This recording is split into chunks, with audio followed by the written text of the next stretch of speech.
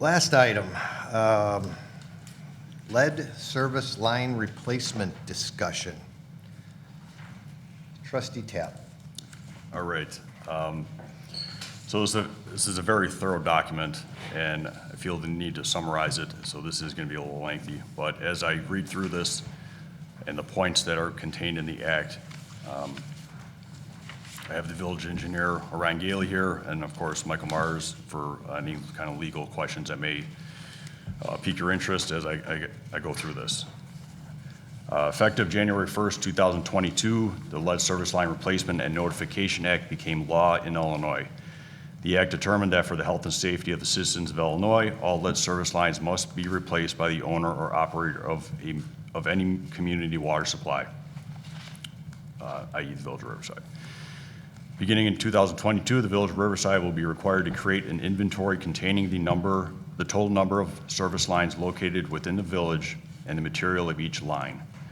This inventory is required to be initially submitted to the Illinois Environmental Protection Agency, IEPA, in 2023, and is required to be completed by April 15th, 2024. Staff will be taking the opportunity to gather data for the service line material inventory during the upcoming meter exchange program, which will begin late spring 2022 this year. Once the service line inventory has been completed, a lead service line replacement plan is required to be drafted. This plan will identify the course of action each water supplier will take to replace all the lead service lines within its service area. The initial phase of the replacement plan is required to be submitted by early 2024 with the final version due 2027. Once the lead service line replacement plan has been submitted and approved by the IEPA, Riverside will have 17 years at a rate of no less than 6% per year to replace all lead service lines within the village. As a condition of the act, the village is required to provide 45 days advance notice when it initiates a water main replacement project. This notice is requesting access to the property and permission to replace the lead service line within the home. If no response is received within 15 days of the initial request, the village shall attempt to post the request on the entrance to the building. If a property owner ultimately refuses to allow access to the property for a lead service line replacement, the owner will be requested to sign a waiver provided by the IDPH, or the Illinois Department of Public Health. If the property owner refuses to sign a waiver, IDPH will be notified by the village. If a property owner initiates a repair or replacement of lead service line themselves, then the property owner is required to provide a 45-day notice to the village. That is often standard through the permitting process, where we usually know well in advance. If the circumstance arose where the property owner were to do a partial repair or replace their portion of the lead service line, the village is required to replace the remainder of the lead service line within 30 days or up to 120 days if necessary due to weather conditions. Basically, if the ground's frozen or covered in snow and so forth. In the event that a partial emergency repair of a lead service line is required by the village, the property owner and all occupants will be notified of the completed repair and be provided with a point of use filter by the village. The remainder of the lead service line must be replaced within 30 days of the emergency repair, or again up to 120 days if necessary due to weather. When it comes to funding these projects, the community water suppliers are responsible to cover the costs created by the lead service line replacement projects unless state or federal funding is available. A community water supplier expending its own funds can require the owner of the private portion of the lead service line to cover that cost. The Lead Service Line Replacement and Notification Act does allow for both home rule and non-home rule municipalities to fund lead service line replacement by ordinance or resolution under specific taxing statutes. I know that's a lot. So before I get to the board, so we do have a couple of requests for board direction. Are there any questions regarding what I just read? Do we have any idea? Was lead used predominantly in the when? I mean, do we know how many were, I mean, is it 1950s, 1960s, 1920s? I mean. It was regulated, you could not use it after 1986, but. 1986? Yeah, up till then, it was used, and I believe the estimate in Illinois alone is 600,000 services. I just have a quick Please, go ahead. Trustee French. We have an annual water monitoring of the different levels of We do. Chemicals in our water supply.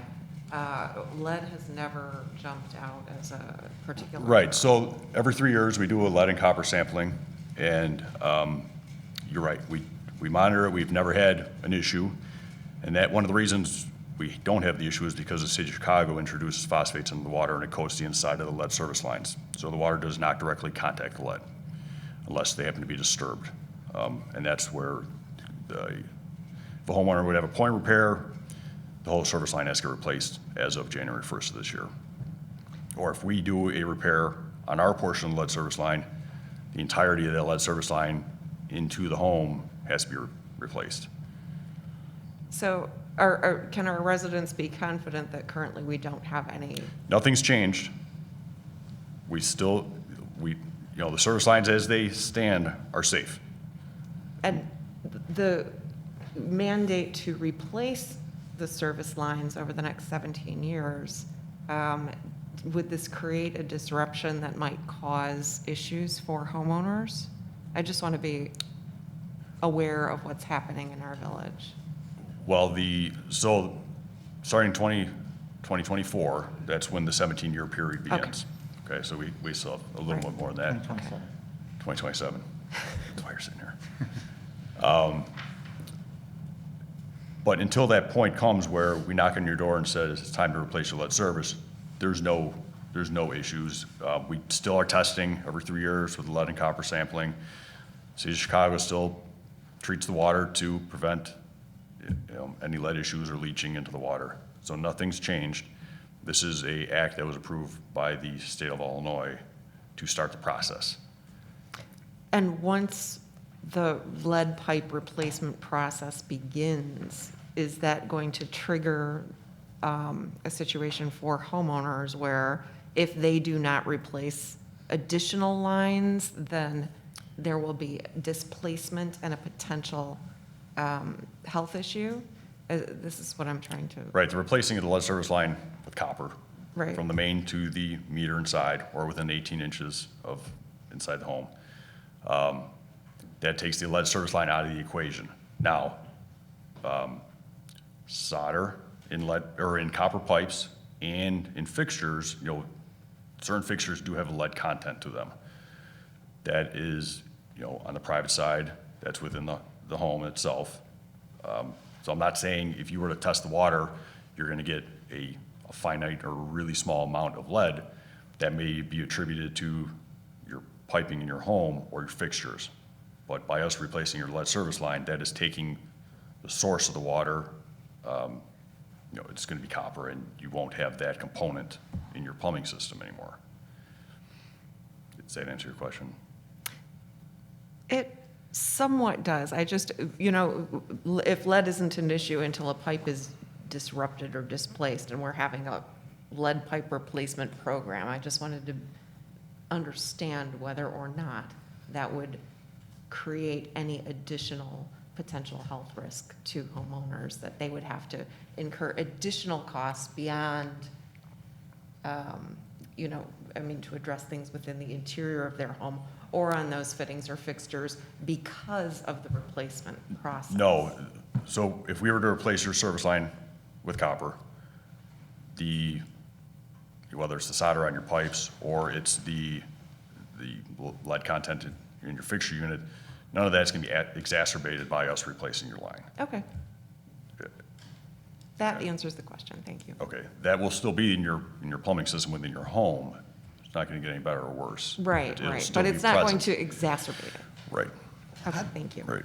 How does this dovetail with the meter replacement? Because we're going to be, Good timing.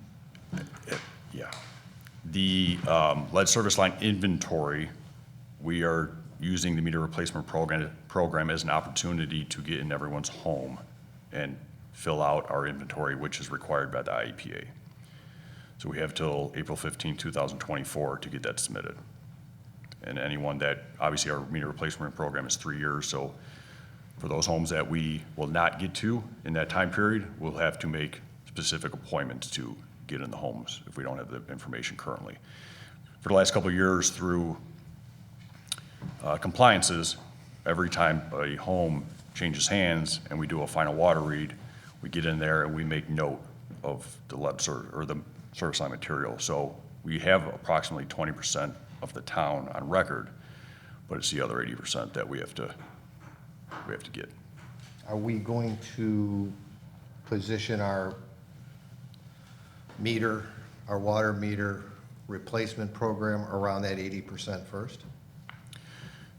Currently, the way the water meter replacement program is being designed is to work from our most problematic area of town, which is the south of the tracks, and work our way north.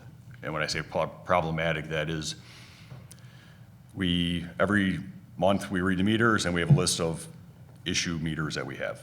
It could be, I think the average is like 60 that we have to physically go to and either get in the home or we have to take a manual read off of that. So we're trying to weed those out of the system by replacing those meters first, so it frees up staff's time to do other things, because right now they spend 2 or 3 days chasing down meters that did not read every month. So the south side of town has the most problems. The intent is to start there and phase our way north. Okay. There is, and we'll get to that, there's funding that is available, and we are working on creating a plan for this that is required for the funding.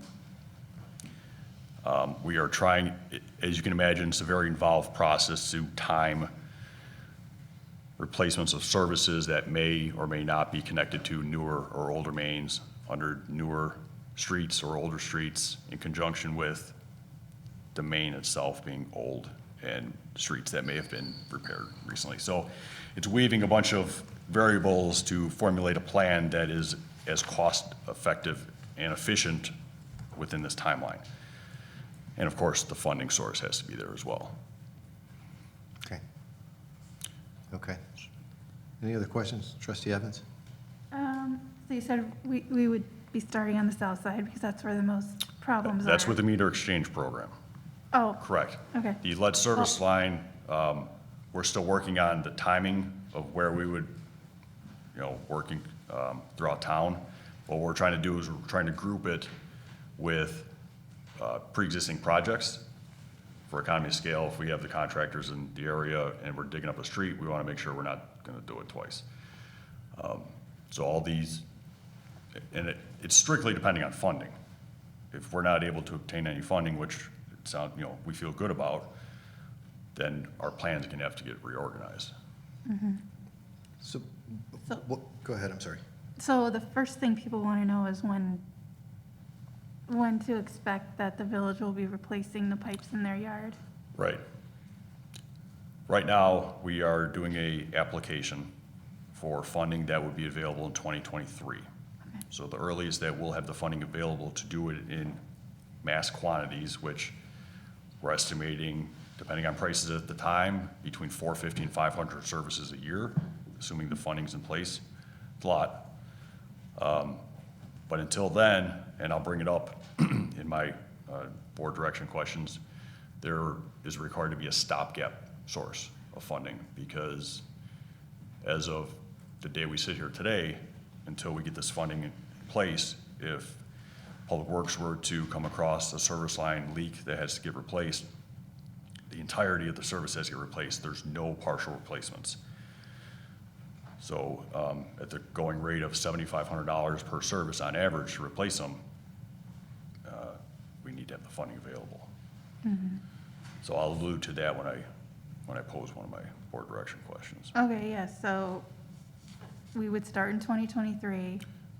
And so how does it work? So if we say, okay, we're going to start on this street, in spring 2023, then the residents will know that in spring of 2023, they're going to have to pay $7,500? Like, is it as soon as you do their yard, they have to do their part? So no, there's options, right? If funding is secured, the assumption would be there to be no cost to the residents if funding's secured, right? If funding is not secured and a lead service line has to be replaced, the village has the option to charge the homeowner for their portion of the lead service line, which is from the B-box or the water shut-off valve on the parkway to the home. Then the village would cover the cost of their responsibility, which is the B-box to the main. And then, so it'd be a fraction or whatever the proportional share of that estimated $7,500 is. But that's if funding has not been secured, that's kind of how that would progress, assuming the board wants to charge the homeowner. So So if, it's if, 70 some- yeah, Sorry, sometimes. I have more questions. So Very it's good. $7,500 for the village section and That's in total, that's the the homeowner? complete Okay. service. So it would be like, if we had to have the residents pay, it would be The 32. proportional share would be dictated by the length from the shut-off valve in the parkway to where it enters the home. So for instance, a home on Quincy or Burlington, very short setbacks from the main itself. You go into the first division where a home might have a 100-foot setback. So the proportional share is it's gonna be like a sliding type, assignment of cost. Okay, thanks. If a main breaks today and you dig up the front yard and find out it's a lead service line, Has to be replaced. has to be replaced. Right. So even with funding or no funding in place, we need to figure out what has to be done with that. Or we can, It has to be replaced, then we'll have to figure out how we pay for it. and what about ongoing, like the work we're doing on the Olmsted the sewer and water main and all that? That's gonna come up in 2 years. Sure, the way we're kind of putting this plan together is that work, when we're there, we're going to do all those services in conjunction with that project. The project that is proposed for 2023 on Shenstone, that's a complete water main replacement. Those services will be done during that project. So the question is whether we want to charge those residents on Shenstone and Olmsted and Cumming as for that fee, or we, Best I mean, case scenario, we get funding for it from Yeah. the EPA. isn't it, shouldn't we, before we make decisions on who we're going to charge and how we're going to charge, shouldn't we have the funding piece answered first? So there has to be, as we sit here, if we have an issue tomorrow, that has to be addressed. The funding source, best case scenario, begins 2023. But we have a year or more until we receive that funding. And if an issue arises where we have to hire a plumber to replace the lead service line, we have to. And that will really be the case in perpetuity, because if we are able to get funding, we have to, as part of that funding process, recognize the areas and the Sure, services that we're and doing. that's So if kind you of get an emergency repair, you're still gonna have to locally fund that. Right. What is the chance of funding? I'm sorry. But I mean, is there ample amount of money out there? Is this? Yes, so the IEPA has a program that's in the process now where you can get up to $4 million of forgivable loans for lead service line replacement on an annual basis. So we're in the process of putting that application together right now. Okay, thank you. Trustee Hannon, I'm sorry. Yeah. The second time we've done that. I sort of share your view that the threshold question is, obviously submit an application to the IEPA to understand what the funding is, and then make a decision on who pays. And in the interim, I think it's very difficult for 2022 projects, to put a burden on the homeowners, for that interim period. My question would be, there was some funding available, as I understand it, from various funds that came through, COVID relief measures. Don't know if I'm calling that, but there's, I just hate to have the 2023 projects funded through this IEPA program, and people who have an emergency in 2022 get stuck with a big bill. That just doesn't sit well with me. I agree. That's where I was kind of trying to circle around at. Now, did you say there is money available right now $4 million? The earliest you can receive that is in 2023. Okay. And how many homes do we have? I mean, if we had to replace every We have one, approximately 3,000 services. 3,000 times, You're looking at roughly $30 million. okay, thank you.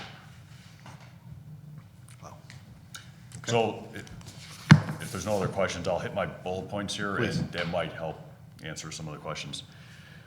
So staff is requesting board direction on the following items.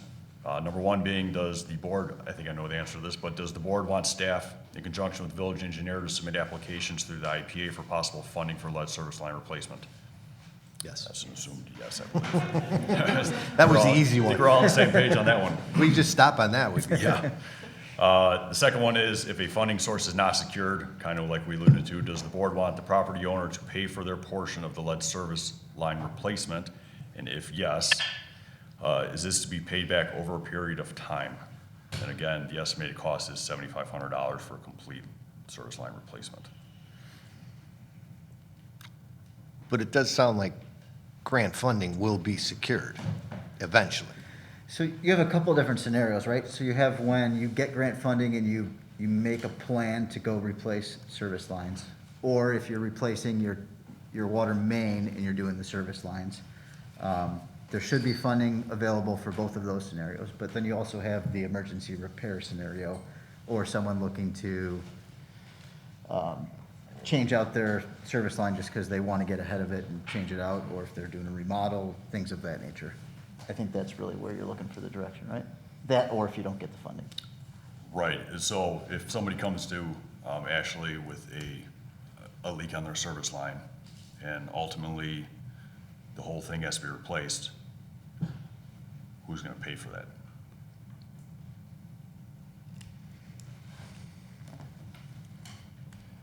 Well, Obviously, the village will pay for their portion, Right. right? But the other 3/4 of it, just until we get funding, of course. Yeah, I kind of agree with trustee Hannon on that, that if we're going to try to fund this, it's not necessarily fair to hit the people that have the early problems with the price, and then the guy down the street gets it for nothing. Sorry, Go ahead, please. my finance hat's going on right now. Could we create some, and I would have to talk with Director John, so it may be us doing some analysis of, looking at the projects that we already have in the queue with estimated funding that we're looking at, and then from an equity standpoint of anybody this year and moving forward, their lead service line, kind of looking at where our financials are projecting out, because remember, we made a change to how we were Correct. doing the infrastructure fee for it to be more equitable for power users of our system. And so, being conservative, we were very conservative in those projections and seeing how those numbers were going to play out. What the board could do is we could start projecting as we go along and saying, this is something that's going to be funded by the Water and Sewer Fund, recognizing that we'll get hopefully, some funding through EPA loans, but that we may have to tweak up our water rates to have to pay for these lead service lines, but I think that becomes more palatable of paying a little bit more monthly versus having to pay $7,500 to have your entire line be replaced. Here's the challenge, though, is that we do have properties that have replaced their lines. And so from an equity standpoint, sorry, I've given you a solution and a problem at the same time. This is what happens when I talk things through. Oh, could we have something where we allow people who have purchased or replaced service lines within the last X years to apply for a rebate once we get the money? Because we don't know that we're going to get any money at all. But could we, you know, So once money is received, could we send notices to these people who have paid previously? Trustee Mars, Sorry. Attorney Mars. I would strongly suspect that the conditions on the loan money would not allow you to give it to people who had voluntarily Right. replaced them prior to that. But in the same vein, could it be that we have people provide that information? If we do a look back at the past 10 years, or people that have switched out their lead service with the appropriate types of lines, and it's, because it's the water sewer fund. So obviously, the new money that we're getting in goes to those projects, and we account for it as such. But this other piece for the infrastructure fee, could there potentially be a credit recognized? I'd have to do a little bit more due diligence on this, but I think there could be a way to look at giving the benefit to those that have invested in that, if that's the board's direction of what they want to do, but recognizing that we're probably still going to have to do some adjustment to that rate moving forward, because the EPA loans aren't gonna cover all of it. Trustee Pollock, did you? Right. Well, I want to clarify something. We have, up until now, in our current policy, is that if there's a water main break in front of your house and you see a lead service line, that homeowner's required to replace it, correct? No. No. So what did I think? Was there something else? So right now, we never require someone to replace a lead? No. Okay, I misunderstood. As of something. January 1st, if we have a water main break and we visualize a lead service line, that kickstarts the process of replacement. Just, If- that's a new if- policy that started January 1st? Yep. But before that, A state law requires. oh, I see. Yeah, this is a state law enacting. Have we these- had any? No. Okay, so that's what I was trying to figure out. Have people been doing this already and paying for it themselves? And now we're going to change that? On average- Sounds like no. So on average, I'm not completely sure on the building portion of it, but we come across 3 to 6 service line leaks a year that we're aware of. So we're not talking about huge numbers. It's those folks that go through the permitting process to do something that the water department or public works may not be aware of. And I'm not sure how many of those occur, but, you know, if they start that process, then the entirety of the line has to be replaced. Trustee Hannon? And that's a distinction I'd like to pursue. You know, we have the emergency situation, where, as you said, a leak where now we have to go and replace the whole thing.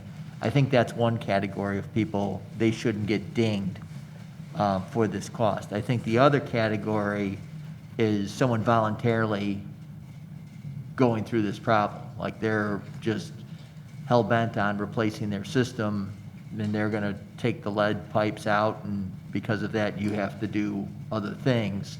You know, I'd like to make sure that whatever policy we adopt, we differentiate between those two people in an emergency situation and people voluntarily acting that causes cost. I would agree. And I think like any law, there's a start date, and people that are before that start date will be, are differently impacted than people that are after that start Right. date. I mean, you have to pick a date. Yeah, just for You can't go clarifi- back in time forever. Right, just for clarification purposes, if somebody were to choose to upsize a service, if they're remodeling a home or building a new home, and their fixture units dictate their water services to be upsized, they automatically, even as we sit here, they replace the entirety of the main because they need that larger Right. diameter. So that's kind of a different group. Right. It's those people that they do get a leak in their front yard, and then, of course, that would also apply to the. Correct. And I agree with Trustee Hannon that the person that's deciding they want a bigger main or whatever Sure. and do it because they're remodeling, I don't think that would fall into the same category as somebody with an issue. So, I mean, it sounds like we're talking, the emergency group would be, as Director Tabb said, but 6 to 8 a year that historically have these leaks that would be Correct. problematic, that we'd want to make sure they don't get charged. Okay, so I think, so your last bullet point would be putting $100,000 aside to kind of pick up these emergencies. Right, that's the funding source between now and when we secure funding. However, even though when we secure funding, our plan that we have to put in place and as to how we're going to use that funding source does not allow, we have to do the mains that we've identified for that year. If these other kind of miscellaneous type occurrences pop up, we would also have to have a funding source in place. So this would kind of be, at least until all the services are replaced, where we would need this additional funding source outside of our, whether it's a grant or. Okay. Trustee Evans? Is there a plan yet for when and how we're going to start communicating with the residents about the law and our process? Well, we're kind of doing that right now. This would be the. Yeah, but this isn't enough. Well, correct. So we're going to have a plan in place. We're working on the replacement plan. So notifying a resident as to when it's going to occur, we don't know yet because we're not at that point. We do have, in your packet, we have a summary that Christopher Burke Engineering has put together, which we're going to be posting on the website. So that gives pretty much all the information that I've alluded to tonight, and that's included in your packet. It has all the information on there. So if somebody has a question, and we'll post it as many places as we can. And also, there is a plan to work with Riverside TV on a communication piece for residents to kind of explain, because this type of work is really nuanced and there's a lot of details. And so to try to make it a little bit easier for residents to understand and digest and kind of understand the different steps along the way, the milestones that we'll have to meet as part of this requirement. Okay, great. And we're ahead of this, I mean. I think we're the first Yeah, village I to mean, start discussing. I got an email from the WCMC a couple weeks ago, and they sent it to everybody, asking them, what's your plan? And basically, they all came back with, we don't have a plan yet.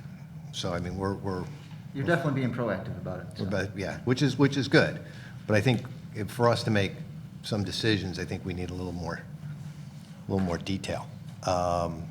How many we're talking about and stuff like that. But I believe, did you get enough guidance to at least start that work? As far as you're talking about the grant submittals? The grant and how we feel about emergency plans and Yeah, things so like that? we're definitely going to submit the grant paperwork. It sounds like from this point until actually, it would be ongoing outside of that. So it sounds like if a scenario falls into the bucket of emergency repair, the village is going to cover the cost of that service in its entirety. Did I understand that correct? Trustee Pollock? That's okay with me. I think that's a good approach. I mean, there's no exactly fair way to do it. So let's say for a year, we pay for it. We're not paying for it, the other customers are paying for it. Right. And then if we get funding, then the other customers are no longer paying for it because the state government is. So there's no exact way to be fair. But I do think the fairest way is for us to go ahead and pay for it now. If we get the funding, great, we'll use that. If we don't get the funding, we're gonna have to raise our water Water rates. face, yeah. Then we don't have a choice. The customers will pay for it one way or another. You've seen noddings of heads. So I guess maybe my last question is more of an internal discussion as to how much we want to set aside. Because I proposed 100,000. I don't know if that's a good number until we probably go through a year and see how the thing plays out. But, if the consensus is that the village is going to cover it, maybe we don't have to set aside a specific amount. And I think we also need to see how the new proposed percentage shakes out as it takes, because that's just taking hold. So I think that would also help us make that decision. So if I may, so a couple of different things. We can start tracking it through the analytics. Director Tabb can incorporate any of those expenses and replacements that are done in his monthly public works report for the village board. Dan, if you could please provide clarification, would we retain the contractor to do the replacement? The village has to oversee all these replacements. Okay. Whether we oversee the homeowner hiring a plumber to do it, or we hire the plumber or secure them ourselves.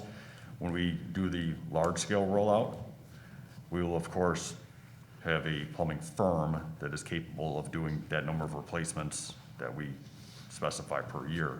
But in the interim, I foresee it, if we have an issue on our side, we will, of course, have a plumber contact the homeowner and institute the replacement. If a homeowner has an issue on their side, we'll be in conversation with them through the building department. If, we do have a plumber that has a fair price, we'll look at the options, but ultimately, we have to oversee the change out to make sure it's done properly. Yeah, Trustee Marsh-Ozga. I just, for practical purposes, are the landscape and hardscape disruptions to be borne by the relevant party who's, whether it's the village or whether it's the homeowner? Is that what the idea is? So the 7,500 is not inclusive of those additional restorations following the replacement. Yeah, so the restoration obviously depends on a lot of variables, whether the person has a finished basement, where the service is entering the building, if they have landscaping in front of where they would need to potentially dig at the foundation wall. So there's not a real good number that you can just plug in for every case. The $7,500 average does take into account some of that restoration, but if there's restoration above and beyond what is typically seen, then that's not included in that $7,500. So. But it is the responsibility of the water operator to do those restorative measures.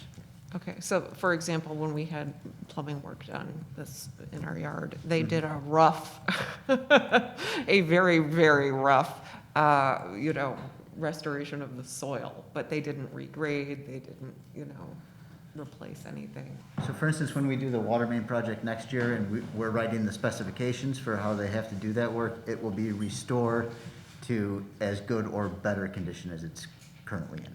Okay, all right, so there will not be extra costs for the homeowner associated with that, absent unusual circumstances. Correct. Trustee Pollock? When you're replacing a water service line, do you auger under sidewalks, or do you have to trench everything? There's a few different methods that are being used now. Generally speaking, they'll directionally bore that line. There is some even newer technology coming out that I'm hearing about where they may be able to fish through the lead line and pull the lead line with the new copper line all at the same time, which would be great. A lot less restoration involved there, but it's getting that machine is a cost too. So Generally, it'll be dirt and plant materials that are disrupted, not sidewalks and correct, large trees. correct. My other thought is if plumbers charge, so one plumber may be here, one plumber may be here. So if I choose a plumber that happens to be up here, should there be a set dollar per foot that we will compensate? So we will compensate you, what our plumber would charge would be $30 a foot, your plumber's charging $80 a foot. Okay, you can have your $80 a foot plumber, but we're gonna give you $30 a foot. Does that make sense? I think that's a good thing to implement, yes. Trustee Pollock? And then that begs the question, is it cheaper for residents to hire their own plumber because they don't have to pay prevailing wage? doesn't have to be answered now, but that's something to consider, and, yeah, when we decide whether we do it or they do it. Right. Now, if and when we do get funding from IEPA, it's on the village to do. But in those other circumstances, yeah, that's a good thing to consider. Okay, well, those are, I think, things we need to, those are all the questions we need to shake out. Yeah. Any other questions? Okay, thank So you. I have one more. I apologize. No problem. We'll make it quick. If it's determined to be practical, of course, within the finance department, is the board willing to move up water main replacement projects to help facilitate the lead service line replacement schedule? But what I mean, when I say that is, if funding becomes available on an annual basis at $4 million per year, it doesn't make sense to replace service lines on a 4-inch main to just have to do it potentially, 5 or 10 years later. You don't want to put a new service on a 4-inch main that's been in the ground for 70 years, right?